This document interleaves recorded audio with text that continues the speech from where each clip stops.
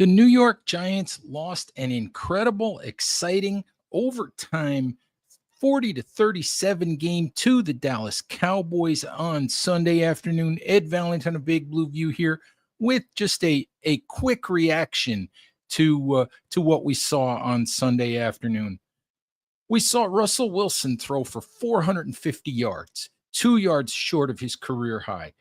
We saw moonball touchdown with 25 seconds left, 48-yarder to Malik Neighbors. We saw 167 yards of receptions for Neighbors. We saw 142 yards worth of receptions for Wan'Dale Robinson. We saw a back and forth shootout, kind of a game that your New York Giants haven't been involved in a very, very long time. And yet, when I scan through comments at Big Blue View and I look at the reactions of fans, people are mad, and I don't get it. I just don't get it. Yes, you play to win the games. I get it. And yes, the Giants are 0-2. I get it. But this was a brand of football, a back and forth shootout game, 41 points scored in the fourth quarter, a 64-yard field goal by a bionic kicker from Dallas named Brandon Aubrey. It's insane, the distance that guys make field goals from now. And I don't know how you can be angry about what you saw. I see comments. People are angry at defensive coordinator Shane Bowen for playing too soft in the last few seconds of regulation and allowing the Cowboys to get into position for a 64-yard field goal. But it's still a 64-yard field goal. Come on, people. If it takes a 64-yard field goal to send a game into overtime, has the defense really done something wrong? I can't really say that they have. It would have been nice to force a 70-yard field goal, but I still think Aubrey would have made that.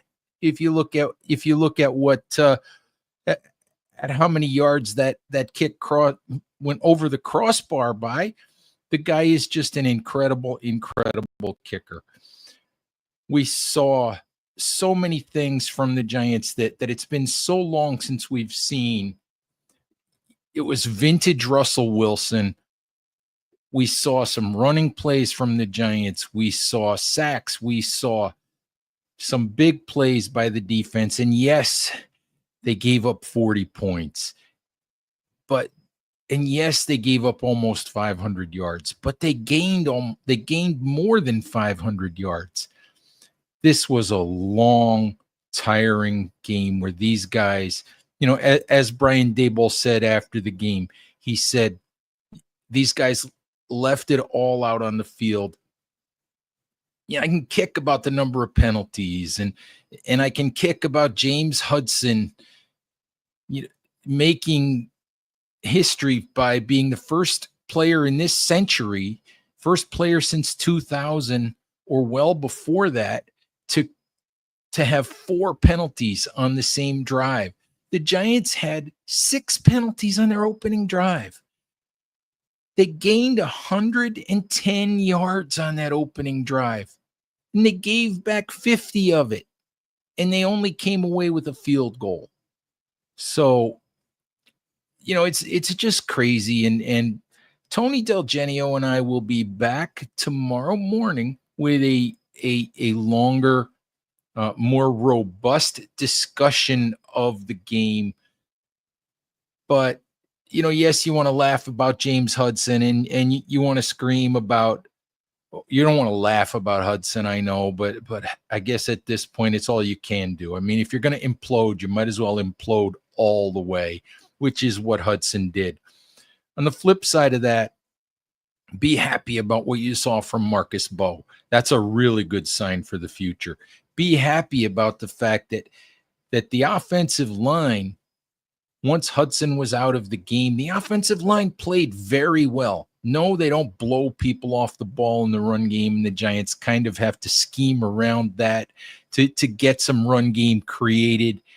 But the offensive line played well. The defense, Brian Burns played incredibly well.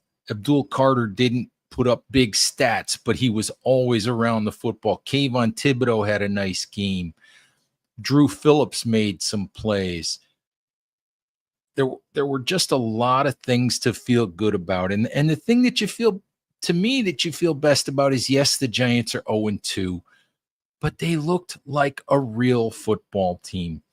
Granted 14 penalties, 14 accepted penalties, and probably a few more that weren't accepted was ridiculous. And to get 3 penalties called on your team on one play and have 1 penalty by Dallas, offset all of that, was just one of the weirdest individual plays I've ever seen in watching an NFL game. But really, all I wanted to say this evening is, if you're a Giants fan and you're angry today, I don't really get it.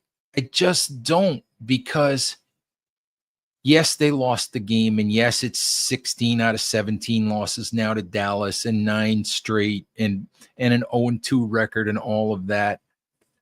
But this was a brand of football that we just haven't seen from the New York Giants. This was exciting. This was fun to watch. There were a lot of good things that happened on Sunday, and I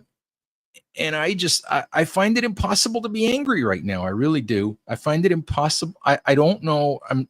People want to be angry at Shane Bowen. They want to be angry at Brian Daboll. They want to be angry at Joe Shane. They want to be angry at John Mara. And for some people, maybe nothing is going to change their minds until the Giants fire everybody and win a Super Bowl. I don't know.